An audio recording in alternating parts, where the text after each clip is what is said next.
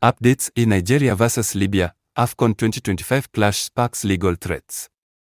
Welcome to Waiting to Raw TV, your trusted source for breaking news and trending stories from around the globe. Today, we dive into the escalating dispute between the Nigerian Football Federation (NFF) and the Libyan Football Federation (LFF) over the 2025 Africa Cup of Nations (AFCON) qualifier. The controversy has reached new heights after Nigeria withdrew from the qualifier match against Libya, citing safety concerns following an unexpected flight diversion that left the Super Eagles stranded for over 13 hours at Al-Abak Airport. The Libyan Football Federation has sharply criticized this decision, threatening legal action to defend its national team's interests. In a public statement, the LFF accused the NFF of failing to cooperate in organizing the match, which was originally scheduled for October 15, 2024. According to the LFF, Nigeria's withdrawal has caused unnecessary confusion and escalated tensions between the two nations. The Libyan Football Federation condemns the measures taken by the Nigerian Football Federation by refusing to play the Libya-Nigeria match, said the LFF, adding that it will pursue all legal avenues to protect its national team's rights.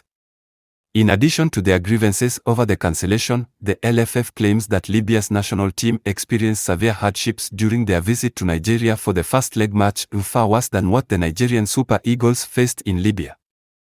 Viral images of the Super Eagles stranded at the Libyan airport without food or water further inflamed the situation, leading to widespread outrage on social media. Super Eagles captain William Troost-Ekong described the ordeal as disgraceful, accusing Libyan authorities of deliberately revoking the team's landing permit. The NFF has yet to officially comment on the accusations, but Troost-Ekong's words have intensified public debate around the issue. The LFF has continued to assert its stance, sharing a video on its X, formerly Twitter, account, claiming that the Nigerian team's experience was only a fraction of the difficulties endured by Libya's team during their trip to Nigeria. The battle between both federations shows no signs of resolution as legal threats loom and the world awaits further developments. Upon the arrival of our Libyan national team to the airport, which is about 250 kilometers away from the city where the match is being held, we are surprised by the team's mission being stopped and delayed at the airport and searched for about 4 hours in the first quarter, and then passports are taken in the second quarter, and questionnaires are filled out in the third quarter. Upon completion of the procedures, everyone is surprised that there is no one at the reception from the Nigerian Football Federation, and there is no suitable and sufficient transportation, nor even a security escort, to ensure the mission's arrival to its residents. These matters are supposed to be considered basic protocols in hosting sports missions. A car was also rented to transport the bags and equipment, but its engine broke down on the way, and the driver refused to act and join the mission unless he was given double the agreed-upon fee at the beginning. In addition, negotiations were held with security agencies to protect the team for a fee, and after that, we headed towards the residence via an unknown dirt road through the forest and not main paved roads. Not only that, the mission was also subjected to several stops by bandits demanding money in exchange for crossing, and the security patrols told us that they would take shortcuts. And unfortunately, the roads were bad, tiring and dark with no lighting. The trip lasted for 5 hours, 5 hours of tension, anticipation, and fear.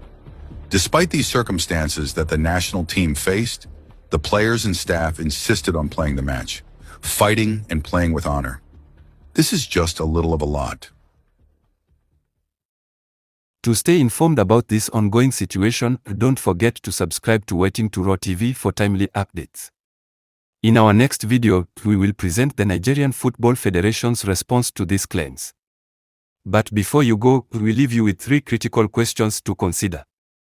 Do you think the Nigerian Football Federation was justified in withdrawing from the match, or could diplomacy have resolved the safety concerns? How do you believe this escalating conflict between the NFF and LFF will impact future sports diplomacy and relations between African nations? Should football federations be held legally accountable for player welfare and logistical mishaps, or are these just unfortunate realities of international sports competition? Let us know your thoughts in the comments and stay tuned for more updates. And he was asking him, when is your team coming? The man just told him that, look, I will let you know. knowing very well already that their team will be leaving on Tuesday. We got to know from somebody sent us an advance party on Monday night that the team will be leaving on Tuesday. So there was no talk, no specifics on where the team will be landing. So we assumed correctly that the team will be landing in Uyo because the Benin Republic team that came last month landed in Uyo. So it was an hour when the team had already been airborne, an hour on Tuesday, due to land in 3 hours, that we were told that they were going to land in Port Harcourt. We had buses, we had logistics, everything planned, waiting for the team at the Victor Hatta International Airport in Uyo. You landing in Port Harcourt. What happened? They said that they could only get landing permit for Port Harcourt. But you should have told us. They didn't do that, and all they were asking for was, get us buses, get us security. We're ready to move. But we looked at, possibly the difficulties they will be facing if they have to travel by road from Port Harcourt to Uyo. So we moved mountains and, and valleys to ensure that the Nigerian federal authorities, granted them approval to fly with their aircraft from Port Harcourt to Uyo once they were done with immigration formalities at the Port Harcourt International Airport. That was secured, but apparently aware that would be additional cost to the Libyan Football Federation. They opted out of it. They didn't want to incur extra expenses from the charter company. So they opted to travel by road. And we secured buses for them. They rejected those buses. They hired buses on their own, only for them to be saying they were given buses that had no air conditioning facility.